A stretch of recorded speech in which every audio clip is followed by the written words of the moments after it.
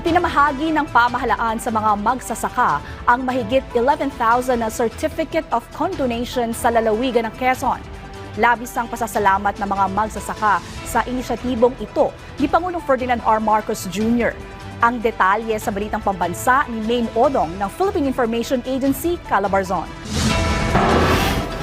Napaiyak dahil sa saya ang mga magsasaka at kanilang kaanak ng opisyal na pangunahan ni Pangulong Ferdinand R. Marcos Jr. ang pamamahagi ng e-title at Certificate of Condonation with release of mortgage sa mga agrarian reform beneficiaries sa Quezon nitong ika-29 ng Nobyembre. Alinsunod sa RA 11953 o New Agrarian Emancipation Act, layong maalis ang pagkakautang o mortgage obligations ng mga magsasaka. Para sa isang benepisyaryo, malaking biyaya ang programa na makakatulong aniya sa kinabukasan ng kanilang pamilya. Sobrang laking tulong po at pinagkaloob niyo po to sa amin. Sobrang saya po. And thank you kay Lord po kasi nagkamero po tayo ng presidente na mapagmahal po sa ating bansa.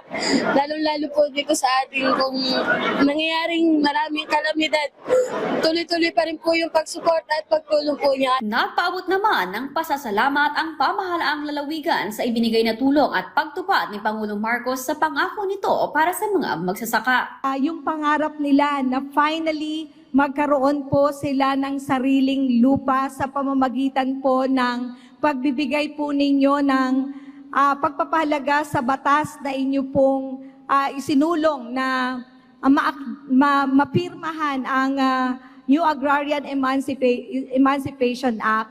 Ito po talaga ay nagpupunyagi ang mga taga-Quezon. I think sa buong Pilipinas po, unang-una ang Quezon na nagpunyagi dito sa benepisyo na inyo pong ibinigay.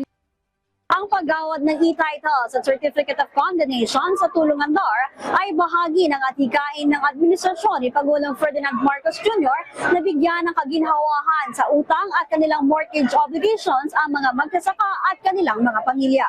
Mula sa Philippine Information Agency, Calabarzon, Maine Odong, Balitang Pambansa.